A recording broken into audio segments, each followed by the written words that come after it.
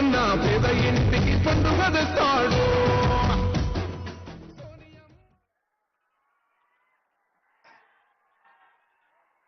Nizamabad municipal corporation ఎన్నికల సందర్భంగా ప్రజాపాలన ప్రగతి బాట కార్యక్రమాన్ని ఏర్పాటు చేసి సభాధ్యక్షత వహించిన మిత్రులు, మీ అభిమాన నాయకులు, స్థానిక శాసనసభ్యులు డాక్టర్ భూపతి రెడ్డి గారు, ఈ కార్యక్రమంలో నాతో పాటు ముఖ్య అతిథులుగా విచ్చేసిన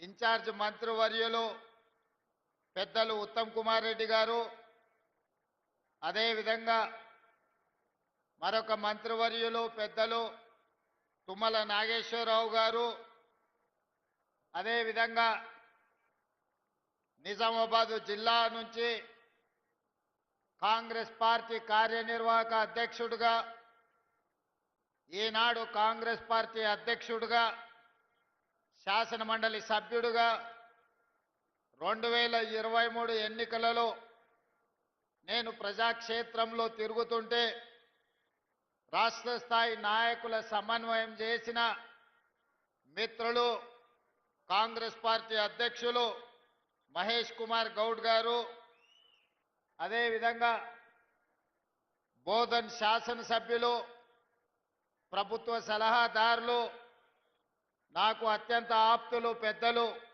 సుదర్శన్ రెడ్డి గారు, అదేవిధంగా తెలంగాణ ప్రభుత్వ సలహాదారులు మాజీ మంత్రివర్యులు మహమ్మద్ అలీ షబ్బీర్ గారు, అదేవిధంగా మరొక ప్రభుత్వ సలహాదారులు హర్కర వేణుగోపాలరావు గారు, శాసన మండలి సభ్యులు బల్మూరి వెంకట్ గారు, అదేవిధంగా నిజాయితీకి మారు పేరు, దాదాపుగా 4 దశాబ్దాలు ప్రజాక్షేత్రంలో ఉండి ప్రజలకు అందుబాటులో ఉండే నిజామాబాద్కే జిల్లాకే వన్నె తెచ్చిన పెద్దలు మండవ వెంకటేశ్వరరావు గారు, అదేవిధంగా రాష్ట్ర మహిళా కమిషన్ చైర్పర్సన్ నేరెళ్ల శారద గారు, మిత్రులు కార్పొరేషన్ చైర్మన్ మాజీ శాసనసభ్యులు మాజీ విప్ ఎరావత్ అనిల్ గారు, కార్పొరేషన్ చైర్పర్సన్ మిత్రులు మోహన్ రెడ్డి గారు, వేదిక మీద ఉన్న ఇతర ప్రముఖ నాయకులు, వివిధ గ్రామాల నుంచి నిజామాబాద్ రూరల్ శాసనసభ నియోజకవర్గం నుంచి ఇక్కడికి విచ్చేసిన వేలాది మంది కాంగ్రెస్ పార్టీ కార్యకర్తలకు, ముఖ్యంగా మా ఆడబిడ్డలకు ముందు వరుసలో ఉండి మా ఆడబిడ్డలు ఈరోజు ఇక్కడ అందరూ హాజరయ్యి, అదేవిధంగా కాంగ్రెస్ పార్టీ జిల్లా అధ్యక్షులు నాగేష్ రెడ్డి గారు అందరూ కలిసి ఇంత బ్రహ్మాండమైన కార్యక్రమాన్ని ఏర్పాటు చేసి ఈరోజు నిజామాబాద్ మున్సిపల్ కార్పొరేషనే కాదు 7 మున్సిపాలిటీలలో కాంగ్రెస్ పార్టీ జెండాను ఎగరవేయబోతున్నామని చెప్పినందుకు మీకు అందరికీ మనస్ఫూర్తిగా ధన్యవాదాలు, కృతజ్ఞతలు తెలియజేస్తున్న మిత్రులారా, ఇవాళ ఈ నిజామాబాద్ జిల్లాకు ఒక గొప్ప చరిత్ర ఉన్నది. ఈ చరిత్ర గురించి ఈరోజు మనం మాట్లాడుకోవాల్సి వస్తే నా తెలంగాణ కోటి రతనాల వీణ అని నినదించిన దాశరథి ఈ నిజామాబాదు గడ్డ మీద పుట్టిన బిడ్డ. ఇక్కడి జైల్లో నుంచే ఆనాడు ఆ నినాదం అందించారు. ఈరోజు ఈ జిల్లా నాయకత్వాన్ని చూస్తే ధర్మపురి శ్రీనివాస్ గారు కావచ్చు, సంతోష్ రెడ్డి గారు కావచ్చు, అరుగుల రాజారాం గారు కావచ్చు, తొలి తెలంగాణ ఉద్యమంలో ఆడబిడ్డలకు బంగారం అంటే ఎంతో మక్కువ, కానీ 69 తెలంగాణ ఉద్యమంలో తన సొంత బంగారాన్నే ఉద్యమానికి దానం చేసిన సదా లక్ష్మి గారు ఈ జిల్లా నుంచే నాయకత్వం వహించారు. ఈ జిల్లా అభివృద్ధిలో భాగస్వాములైన పెద్దలు మండవ వెంకటేశ్వరరావు గారు ఈ ప్రాంత ప్రజలందరికీ సుపరిచితులు. నిజామాబాద్ జిల్లా నుంచి నీతి నిజాయితీ కలిగిన నాయకుల పేర్లు చెప్పండి అనంటే మండవ వెంకటేశ్వరరావు గారు, సుదర్శన్ రెడ్డి గారు లాంటి వాళ్ళు ఈ జిల్లా నుంచి నాయకత్వం వహించి ఎన్నోసార్లు ఎన్నో సంవత్సరాలు మంత్రులుగా పనిచేసిన మచ్చలేని నాయకులుగా పనిచేసిన నాయకత్వాన్ని ఈ జిల్లా ప్రజలు మనకు అందించడం జరిగింది. ఈ నేపథ్యంలో ఈనాడు జరగబోతున్న మున్సిపల్ ఎన్నికలకు సంబంధించి ఈ రోజు విలక్షణమైన తీర్పు ఇవ్వాల్సిందిగా నిజామాబాద్ జిల్లా ప్రజల్ని నేను కోరుకుంటున్నా. మీకందరికీ తెలుసు 2014 తర్వాత 2 సార్లు శాసనసభ ఎన్నికల్లో టీఆర్ఎస్ పార్టీ కేసీఆర్ గారు ముఖ్యమంత్రిగా బాధ్యతలు చేపట్టిండ్రు. అదేవిధంగా జాతీయ స్థాయిలో జరిగిన పార్లమెంట్ ఎన్నికల్లో 3 సార్లు నరేంద్ర మోడీ గారు ప్రధానమంత్రిగా బాధ్యతలు చేపట్టిండ్రు. 12 సంవత్సరాలు నరేంద్ర మోడీ ప్రధానమంత్రిగా 10 సంవత్సరాలు కల్వకుంట్ల చంద్రశేఖరరావు గారు ముఖ్యమంత్రిగా బాధ్యతలు చేపట్టి నిజామాబాద్ మున్సిపల్ కార్పొరేషన్లో కూడా 2 సార్లు టీఆర్ఎస్ పార్టీని ఇక్కడ గెలవడం జరిగింది. నిజంగానే సమస్యలను పరిష్కరించి ఉంటే నిజామాబాద్ జిల్లాలో నిజామాబాద్ నియోజకవర్గంలో నిజామాబాద్ మున్సిపల్ కార్పొరేషన్లో ఈ రోజు చెత్త కుప్పగా మారి మురికి కూపంగా మారుండే పరిస్థితులు కావు. ఈ 12 ఏళ్లలో బీజేపీ, ఈ 10 సంవత్సరాలలో టీఆర్ఎస్ ఏ ఒక్క సమస్యను పరిష్కరించకపోగా ఇక్కడ ఉన్న సమస్యలు మరింత జటిలమైనవి. అందుకే ఈనాడు నిజామాబాద్ జిల్లా ప్రజలకు నేను గుర్తు చేయదలుచుకున్నా. నిజామాబాద్ జిల్లా అంటే వ్యవసాయానికి మారు పేరు. అంకాపూర్ చికెన్ దేశంలోనికే ఒక ప్రఖ్యాతి గాంచింది. ఇవాళ పసుపు, నిజామాబాద్ పసుపు బంగారంతో పోటీ పడుతుంది. ఆయల్లో ఒక క్వింటాల్ నిజామాబాద్ పసుపు అమ్మితే తులం బంగారం కొనుక్కునే పరిస్థితి ఉండే, క్వింటాల్ పసుపు మార్కెట్లో అమ్మి తులం బంగారం కొనుక్కొని ఇంటికి వచ్చేదని పెద్దలు చెప్పేటోళ్ళు. ఇక్కడ చెరుకు కానీ, ఇక్కడి పసుపు కానీ, ఇక్కడ వరి ధాన్యం కానీ, ఇక్కడి వ్యవసాయం తెలంగాణకే కాదు దేశానికే ఆదర్శం. నేను రైతు ధర్నాకు వచ్చినప్పుడు చెప్పిన, హర్యానా పంజాబ్లో ఏ విధంగా పౌరుషంగా రైతాంగం కొట్లాడుతుందో, రైతుల సమస్య వచ్చినప్పుడు రైతాంగ హక్కుల కోసం, రైతుల గిట్టుబాటు ధర కోసం మొత్తం తెలంగాణ రాష్ట్రంలోనే మొట్టమొదట కదం దొక్కేది నిజామాబాద్ రైతాంగం. ఇక్కడి రైతుల్లో ఉన్న చైతన్యం, ఇక్కడ రైతుల్లో ఉన్న పట్టుదల పోరాటం దేశానికి ఆదర్శం. అందుకే ఈనాడు రైతాంగ పోరాట పటిమ ఉన్న, ఈ ప్రాంతంలో గొప్ప నాయకత్వం ఉన్న కాంగ్రెస్ పార్టీ ఈనాడు గెలవాల్సిన అవసరం ఉన్నది. ఆనాడు ఎట్లయితే డాక్టర్ వైఎస్ రాజశేఖర రెడ్డి గారు, డి శ్రీనివాస్ గారి నాయకత్వంలో వాళ్ళిద్దరి జోడీలో 2004, 2009 ఎన్నికల్లో కాంగ్రెస్ పార్టీ అధికారంలోకి రావడం మనం కళ్ళతో చూసినాం. అందుకే ఈనాడు ఖచ్చితంగా నేను ఈ వేదిక మీద నుంచి తెలంగాణ సమాజానికి మాట ఇవ్వదలుచుకున్నా. 2023 ఎన్నికల్లో నేను పిసిసి అధ్యక్షుడిగా, మహేష్ గౌడ్ గారు కార్యనిర్వాహక అధ్యక్షుడిగా 2023 నాడు కాంగ్రెస్ పార్టీని అధికారంలోకి తీసుకొచ్చినాం. మళ్ళీ 2029లో మహేష్ గౌడ్ గారు పిసిసి అధ్యక్షుడిగా, నేను ముఖ్యమంత్రిగా, ఆనాడు డాక్టర్ వైఎస్ రాజశేఖర రెడ్డి, ధర్మపురి శ్రీనివాస్ గారు రెండోసారి ఏ విధంగా కాంగ్రెస్ను అధికారంలోకి తీసుకొచ్చిండ్రో మళ్ళీ తెలంగాణ రాష్ట్రంలో రెండోసారి అధికారంలోకి తీసుకొచ్చే బాధ్యత తీసుకుంటాం. నేను పిసిసి అధ్యక్షుడు కాకముందు ఈడ రైతుల సమస్యల మీద నన్ను ఆహ్వానించి ఇక్కడ ఒక కార్యక్రమాన్ని ఏర్పాటు చేసింది. దారెంబట వేలాది మంది రోడ్ల మీదకి వచ్చి స్వాగతం పలుకుతే మధ్యాహ్నం 12కి రావాల్సిన నేను సాయంత్రం 5 గంటలకు సమావేశానికి వచ్చిన, వేరెప్పుడు నిజామాబాద్ జిల్లాకు ప్రత్యేకమైన స్థానం ఉంటుంది. ఈ జిల్లాలో ప్రాజెక్టులను పూర్తి చేయడానికి, ఈ జిల్లాకు అదనంగా నిధులు మంజూరు చేయడానికి, ఈ జిల్లాకు రాజకీయ నేపథ్యం, రాజకీయంగా అవకాశాలు కల్పించడానికి నా సాయశక్తుల ప్రయత్నం చేస్తా. ఈ జిల్లా అభివృద్ధికి 100% సహకరిస్తా అని చెప్పి ఈ సందర్భంగా మిత్రులందరికీ తెలియజేస్తున్నా. మిత్రులారా, ఈనాడు కాంగ్రెస్ పార్టీ అధ్యక్షుడిగా మిత్రులు మహేష్ కుమార్ గౌడ్ గారు ఉన్నారు. వారు భూపతి రెడ్డి గారు నాకు చేసిన విజ్ఞప్తి మేరకు, పెద్దలు సుదర్శన్ రెడ్డి గారి సూచన మేరకు ఈ నిజామాబాద్ యూనివర్సిటీకి ఇంజనీరింగ్ కాలేజ్ కానీ అగ్రికల్చర్ కాలేజ్ కానీ ఇతర ఇంటిగ్రేటెడ్ స్కూల్స్ కానీ 600 కోట్ల రూపాయల రోడ్లతో ఈనాడు అభివృద్ధి కార్యక్రమాలు చేసుకున్నాం. ఈరోజు పిసిసి అధ్యక్షుడు నేను అధ్యక్షుడు అయిన తర్వాత జిల్లాకు అదనంగా నిధులు ఇవ్వాలి, జిల్లాను అభివృద్ధి చేయాలి, మీ వంతు సహకారం ఉండాలి అని మిత్రుడు మహేష్ కుమార్ గౌడ్ గారి సూచనతోటి ఇవాళ ఈ అభివృద్ధి కార్యక్రమాలు అన్నిటిని కూడా ముందుకు తీసుకెళ్తున్నాం.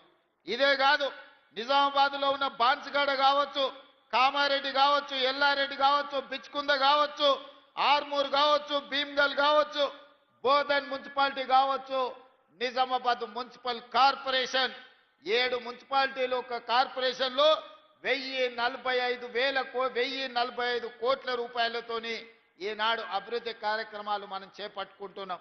తెలంగాణ రాష్ట్రంలో మున్సిపల్ శాఖ మంత్రిగా 17,445 కోట్ల రూపాయలు ఈ 2 సంవత్సరాలలో నిధులు మంజూరు చేసి అభివృద్ధి కార్యక్రమాలతో ముందుకు వెళ్ళాలనుకున్నాం. కానీ చాలా దగ్గరలో 99% రాష్ట్రంలో బీఆర్ఎస్ వాళ్ళే మున్సిపల్లో కౌన్సిలర్లు, కార్పొరేటర్లు, చైర్మన్లు, మేయర్లుగా ఉండడంతో మనం నిధులు ఇచ్చినా అభివృద్ధి కార్యక్రమాలు ముందుకు సాగలేదు. ఈరోజు మనం నిధులు మంజూరు చేసినా ఈ ప్రభుత్వానికి ఎక్కడ పేరు వస్తుందో, ముఖ్యమంత్రే కాదు మున్సిపల్ మంత్రి కూడా రేవంత్ రెడ్డి ఉన్నాడు, ఈ అభివృద్ధి జరిగితే కాంగ్రెస్ పార్టీకి మంచి పేరు వస్తుందని చెప్పి బీఆర్ఎస్ నాయకులు అభివృద్ధిని అడ్డుకున్నారు. ఇవాళ మీకు అందరికి ఒక మంచి అవకాశం వచ్చింది. 10 ఏళ్ళు బీఆర్ఎస్కి ఇచ్చిండ్రు, 12 ఏళ్ళు బీజేపీకి ఇచ్చిండ్రు. ఈ ప్రాంతంలో 2 సార్లు ధర్మపురి అరవింద్ను పార్లమెంటు గెలిపించారు. ఇవాళ మళ్ళీ మోడీ మంత్రం చదువుతున్నాడు ధర్మపురి అరవింద్ గారు. నేను అడుగుతున్నా, అయ్యా గల్లీలో కౌన్సిలర్ కావాలంటే, గల్లీలో మోరీ ఇయ్యాలంటే మేము ఢిల్లీకి వెళ్ళి మోడీని అడగాలనా? ధర్మపురి అరవింద్ గారు మీరే పార్లమెంట్ సభ్యులు కదా, ఈ 7 ఏళ్లలో నువ్వు ఏమి తీసుకొచ్చినావో లెక్క చెప్పు. మిమ్మల్ని 2 సార్లు ఎంపీగా గెలిపిస్తే మోడీ గారి దగ్గర నీకు చాలా పరపతి ఉందంటావు కదా, మరి మోడీ గారి దగ్గర పరపతి ఉంటే ఎందుకు మీరు స్మార్ట్ సిటీ కింద నిజామాబాద్ను తీసుకురాలేకపోయినరు? 95 సంవత్సరాల మున్సిపాలిటీకి ఒక స్మార్ట్ సిటీగా మీరు మోడీ దగ్గర సాధించలేకపోయినరు, మీ పరపతి ఉపయోగపడలేదంటే మళ్ళీ కార్పొరేటర్లుగా బీజేపీ వాళ్ళని ఎందుకు గెలిపించాలి అని చెప్పి ఈరోజు ధర్మపురి అరవింద్ గారిని నేను అడుగుతున్నా.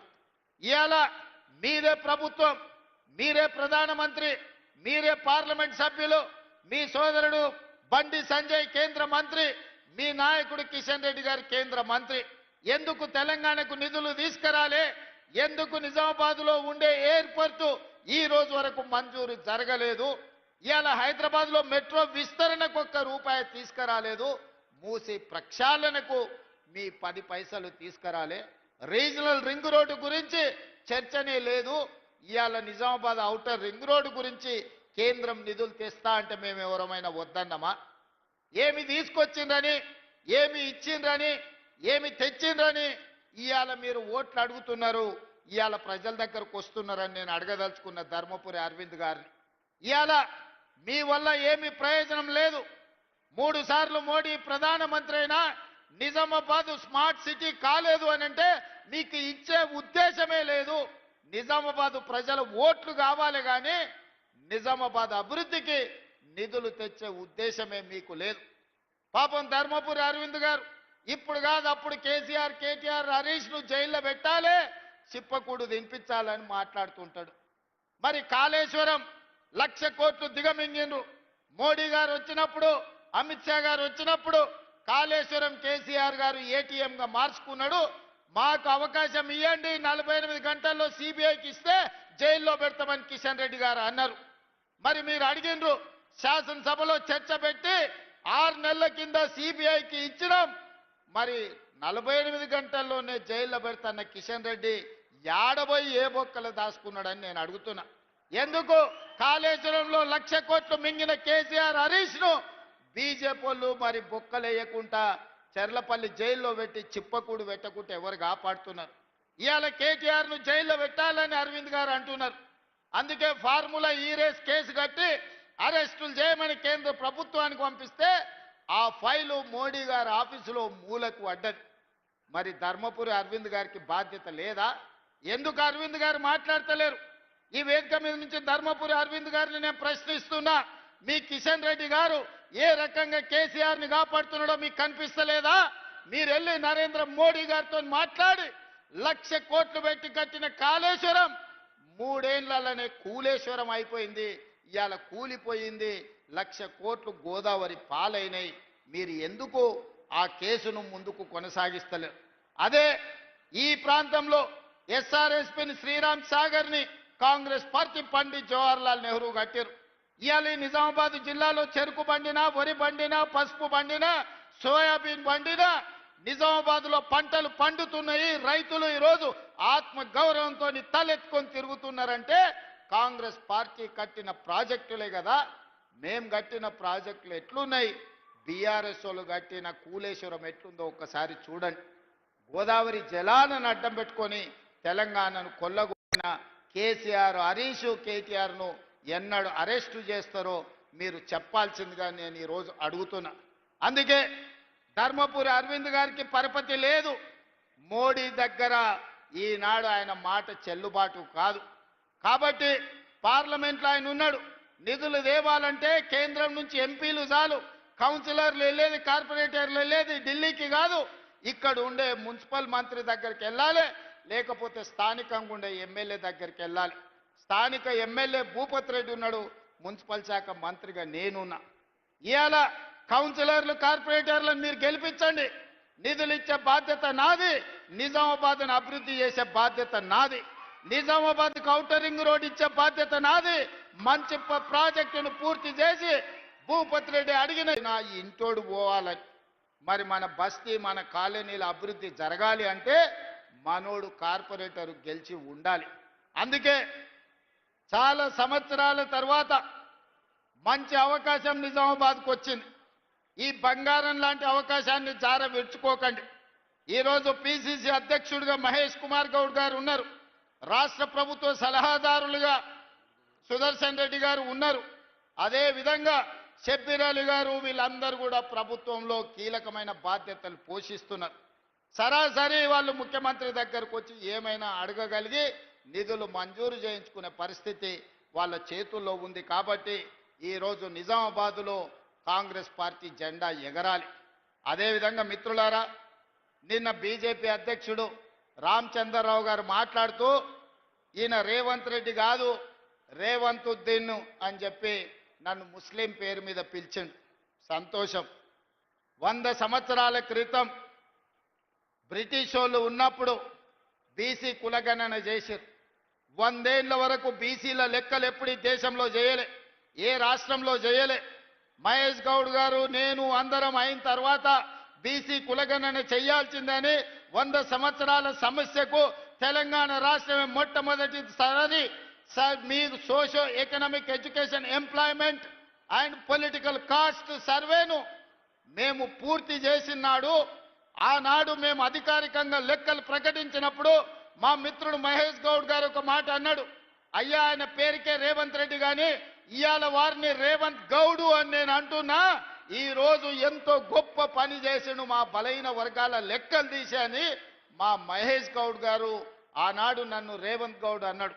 నేను సంతోషంగా స్వీకరించిన. ఆ తర్వాత మాదిగా ఉపకులాల వర్గీకరణ సమస్య ఉన్నది. 40 ఏళ్ళు రావణ కాష్టంలాగా మండుతున్నది.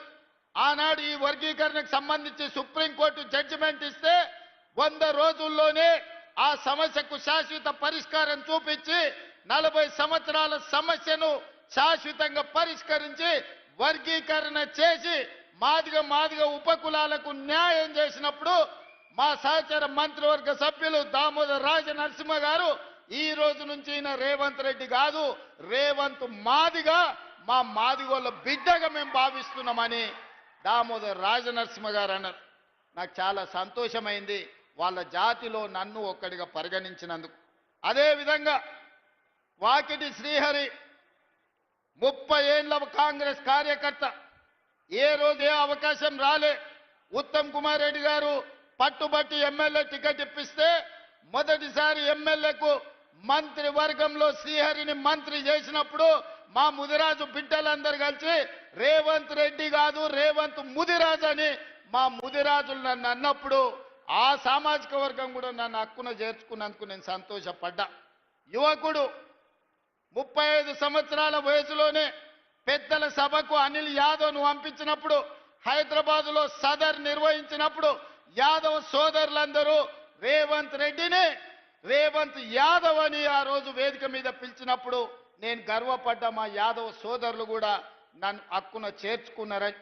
ఇవాళ సిక్కు సోదరులు స్వర్ణ దేవాలయం లాంటి దేవాలయాన్ని మూసీ నది పరివాహక ప్రాంతంలో నిర్మాణం చేస్తాం, సిక్కుల ఆత్మ గౌరవాన్ని నిలబెడతామని చెబితే సిక్కు సోదరులు సర్దార్ రేవంత్ సింగ్ అని అన్నప్పుడు సిక్కు సోదరులు కూడా నన్ను అభిమానించినందుకు సంతోషం అని చెప్పిన.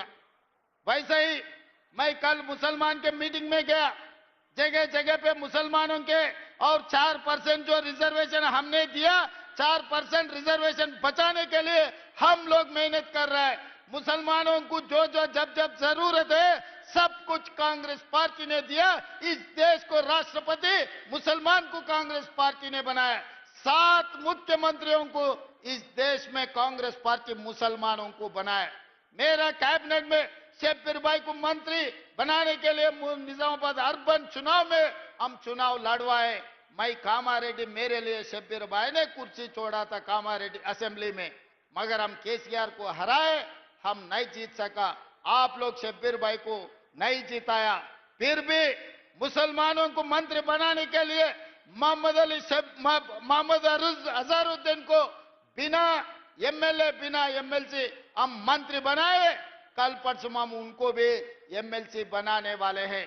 इसीलिए इतने सारे 8 मुसलमान माइनॉरिटियों को हम लोग कारपोरेशन चेयरमैन बनाए.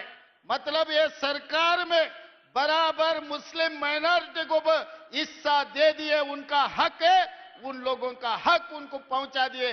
इसीलिए आज कोई मुसलमान के भाई रेवंत को रेवंतुद्दीन कहे तो भी मेरे कोई परवाह नहीं है. मैं इसको अच्छी तरीका से मैं स्वीकार करता हूं. भारतीय जनता पार्टी రామచంద్రరావు రేవంతుద్దీన్ అన్నావు కదా, నాకేం ప్రాబ్లం లేదు. రేవంత్ గౌడ్ అయినా, రేవంత్ మాదిగ అయినా, రేవంత్ ముదిరాజ్ అయినా, రేవంత్ యాదవ్ అయినా, సర్దార్ రేవంత్ సింగ్ అయినా, లేకపోతే రేవంతుద్దీన్ అయినా నాకేమీ అభ్యంతరం లేదు. అన్ని కులాలను అన్ని మతాలను సమన్వయం చేసుకొని రాష్ట్రాన్ని పరిపాలించి రాష్ట్ర ప్రజలకు సంక్షేమాన్ని అమలు చేసి రాష్ట్రాన్ని అభివృద్ధి పదం వైపు నడిపించి దేశంలోనే నెంబర్ 1 రాష్ట్రంగా తెలంగాణను నిలబెట్టే అవకాశం 4 కోట్ల ప్రజలు ఇచ్చిండ్రు. నేను గర్వంగా ఫీల్ అవుతా రామచంద్రరావు గారు. కానీ నేను నిన్ను ఒక్క మాట అడగదలుచుకున్నా. నీ పక్కల కూర్చున్న కిషన్ రెడ్డి ఎవరయ్యా? ఎందుకు కేసీఆర్ని కాపాడుతున్నాడే? కాళేశ్వరం అవినీతిలో 48 గంటల్లో అరెస్టు చేస్తామన్న కిషన్ రెడ్డి కేసీఆర్ని ఎందుకు కాపాడుతున్నాడే? ఇవాళ కిషన్ రెడ్డి కాదు, కిషన్ రెడ్డి కల్వకుంట్ల కిషన్ రావుగా మారిండు. ఆ సంగతి నీకు తెలుసా రామచంద్రరావు గారు? ధర్మపురి అరవింద్ గారు, మీ కిషన్ రెడ్డి కాదు. ఇవాళ మీ కిషన్ రెడ్డి కల్వకుంట్ల కిషన్ రావుగా మారిండు. కేసీఆర్ కో కొడుకున్నాడు, కేసీఆర్ కో పుత్రుడు ఉన్నాడు, దొంగ పుత్రుడు కేటీఆర్. ఇవాళ కేసీఆర్కి ఇంకో దత్తత పుత్రుడు ఉన్నాడు, ఆయన పేరు కల్వకుంట్ల కిషన్ రావు. దొంగ పుత్రుడు దత్తపుత్రుడు కలిసి ఈ రోజు కేసీఆర్ అవినీతిని కాపాడే ప్రయత్నం చేస్తున్నారు. మొట్టమొదట రామచంద్రరావు గారు కిషన్ రెడ్డి గారిని జనజీవన స్రవంతిలోకి తీసుకురా. ఈ రోజు కేసీఆర్ కు కాదు ఊడిగం చేయాల్సింది, తెలంగాణ ప్రజలకు సేవలు అందించాలి. నిజంగానే మీకు పరపతి ఉంటే మున్సిపాలిటీలలో ఓట్లు అడగాలంటే నిజామాబాద్ కార్పొరేషన్ ని స్మార్ట్ సిటీలో ఈ రోజు మీరు ప్రకటించండి. హైదరాబాద్ నగరంలో మూసీ నిర్మాణం, అహ్మదాబాద్ లో మీరు నర్మదా నది రివర్ ఫ్రంట్ కట్టుకుంటారు, ఢిల్లీలో యమునా నది కట్టుకుంటారు, ఉత్తరప్రదేశ్ లో గంగా నది కట్టుకుంటారు. మా హైదరాబాద్ కు మాత్రం మూసీ నది ప్రక్షాళన జరగొద్దా? మోడీ నిధులు ఇయ్యడా? మోడీకి ఓట్లు ఇయ్యలేదా?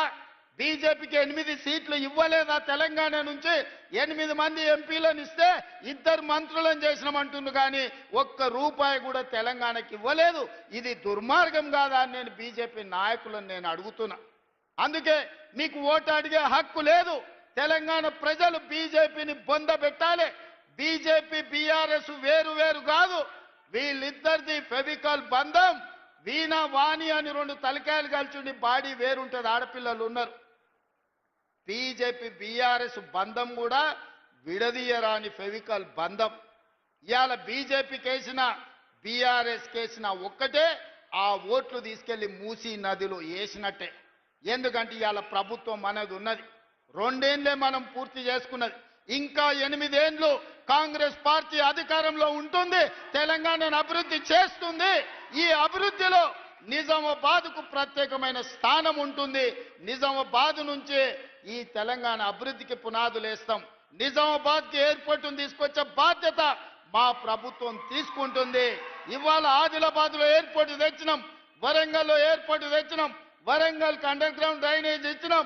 ఇవాళ కరీంనగర్ ఔటర్ రింగ్ రోడ్ ఇస్తున్నాం, వరంగల్ ఔటర్ రింగ్ రోడ్ ఇవ్వబోతున్నాం. ఇవన్నీ పథకాలు జరిగినాయంటే కాంగ్రెస్ పార్టీ అధికారంలో ఉంది కాబట్టే ఇవాళ పేదలకు న్యాయం జరిగింది. అదేవిధంగా టీఆర్ఎస్ వాళ్ళు అంటూరు ఏం చేసిరని, నేను చెప్పదలుచుకున్న రాసుకోండి. కేసీఆర్ ఫామ్ హౌస్లో ఖాళీగానే ఉంటే పెన్ను పేపర్ తీసుకొని రాసుకో. నువ్వు 10 ఏళ్లల్లా ఒక్క రేషన్ కార్డు కూడా ఇయ్యలే. ఉత్తమ్ కుమార్ రెడ్డి నాయకత్వంలో లక్షలాది మంది పేదలకు రేషన్ కార్డులు ఇచ్చి ఇవాళ 3,17,00,000 మందికి ఇవాళ సన్న బియ్యం ప్రతి మనిషికి 6 కిలోల చొప్పున ప్రతి పేదవాడికి ఆ రేషన్ కార్డులతో పాటు సన్న బియ్యం అందిస్తున్నాం. మా అక్కలు ఇక్కడనే ఉన్నారు సాక్షిగా, సన్న బియ్యం మేము ఇస్తున్నాం. ఆయల్ల దొడ్డు బియ్యం ఇస్తే బర్లకు పెట్టేటోళ్ళు, లేకపోతే రేషన్ షాప్ ఉంటే అక్కడి నుంచి అక్కడనే అమ్మేది. ఇవాళ మా అక్కలు సన్న బియ్యం వాళ్ళు తినడమే కాదు, సంటి పిల్లలకి ఇవాళ వండి బుక్కెడు బువ్వ ఆడబిడ్డలు పెట్టుకుంటున్నారంటే మేమిచ్చిన సన్న బియ్యం కాదా? అదేవిధంగా ఆయల్ల భూమి ఉన్నోనికి, వ్యవసాయం ఉన్నోనికే ఉచిత కరెంటు ఉండే, పట్టణాలలో పేదోళ్లకు ఉచిత కరెంటు లేదు. అందుకే పాదయాత్ర సందర్భంగా పేదలు నా దృష్టికి తెస్తే ఇవాళ పేదవాళ్ళ ఇళ్లకు 200 యూనిట్లు ఉచిత కరెంటు, 50 లక్షల కుటుంబాలు ఇవాళ ఉచిత కరెంటును ఇవాళ లబ్ధి పొందుతున్నారు. 50 లక్షల పైగా 500 రూపాయలకే సిలిండర్ ఇవాళ పేదవాళ్ళ ఇళ్లకు మనం చేరవేసినాం. అంతెందుకు మా అక్కలు ఇవాళ 2 ఏళ్లలో ఆయల్ల అమ్మగారింటికి పోవాలన్నా, లేకపోతే అమ్మవారిని దర్శించుకోవాలన్నా ఇంటి ఆయననో కన్న కొడుకునో ఇంటి ఆయననో పైసలు అడిగితే ఇస్తే ఇచ్చినట్టు, దసరా పండుగ కడితే ఉగాది పండుగ పోదుపో అనేటోళ్ళు. అవునా అక్క? నిజమేనా? ఇక వాళ్ళు ఏదన్నా అంటే మనసు బాధపడేది, ఎవరికి చెప్పుకోకుండా కిచెన్ రూమ్లో పోయి ఏడ్చి కళ్ళు దుడుచుకొని మళ్ళీ వండి పెట్టేది. అవునా? ఇవాళ ఇంటి ఆయన బావి కాడిపోతే మా అక్క అమ్మగారింటికి పోయి అమ్మని చూసి వెనక్కి వస్తుంది. పండుగ పూట ఉందంటే పిల్లల్ని తీసుకొని బరాబరు లక్ష్మీ నరసింహస్వామి పోవాలన్నా, భద్రాచలంలో రాముల వారిని దర్శించుకోవాలన్న బస్సులో పోతుర్రా?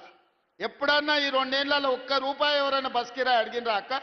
9,000 కోట్ల రూపాయలు మా ఆడబిడ్డల బస్ కిరాయిలకు నేను ఆయననే చెప్పిన, నా ఫోటో పెట్టుకొని ఎవరైనా బస్ కిరాయి కండక్టర్ అడితే మా తమ్ముడు పట్నంలో ఉంటాడు తెచ్చుకోపోరే అని ఫోటో చూపించమని మా అక్కలకు చెప్పిన.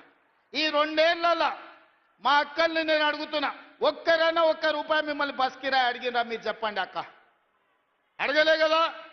ఇది కేసీఆర్ మేము ఆడబిడ్డలకు 9,000 కోట్ల రూపాయలు బస్సుల ఉచిత ప్రయాణానికి మా ప్రభుత్వం కట్టింది. పొన్నం ప్రభాకర్కు ఇవాళ మా ప్రభుత్వం తరఫున 9,000 కోట్లు చెల్లించినాం.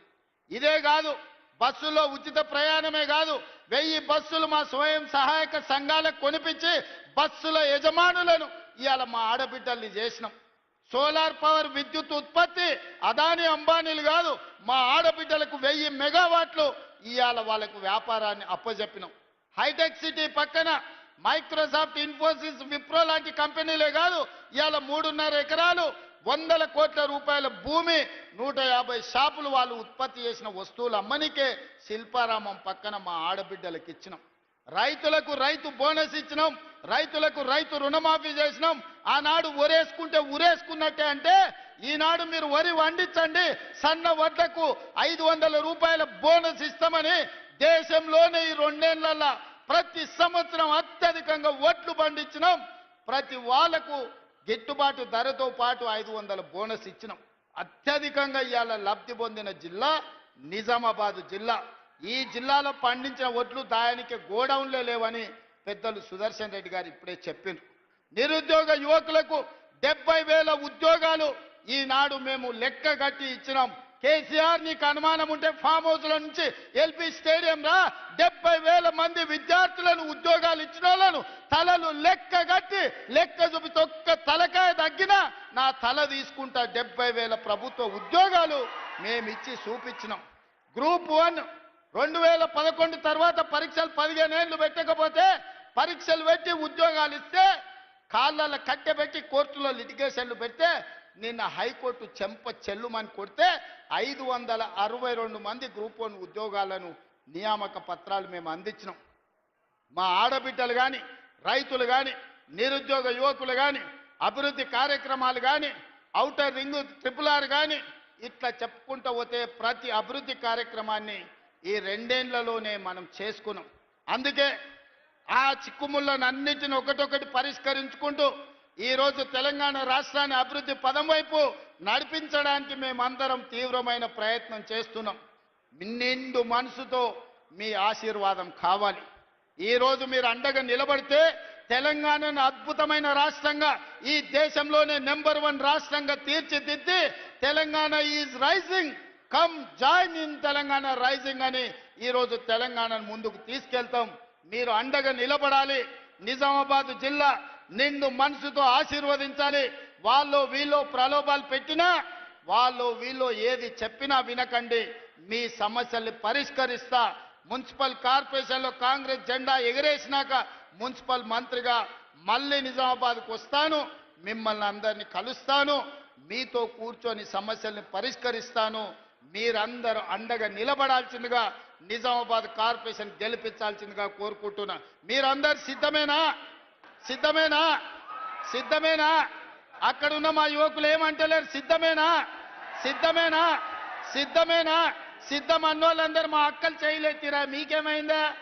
ఎత్తురి చేయిపైకి మా ఆడబిడ్డలు చూడు ఎంత మంచిగా పాలపిట్ట లెక్క కనిపిస్తున్నారు. ఇందిరమ్మ చీర కట్టుకొని హెలికాప్టర్లు వస్తుంటే మా అక్కలు నడుచుకుంటూ వస్తే దసరా పండుగ నాడు పాలపిట్టల్ని చూసినట్టు ఉన్నది. మా అక్కలందరూ ఇంతమంది పాలపిట్టలు వచ్చినాక ఈ గెలుపు ఖాయమైన నమ్మకమైంది. చేయి పైకెత్తిన వాళ్ళందరూ నాతో పాటు కలపండి. జై కాంగ్రెస్, జై జై కాంగ్రెస్.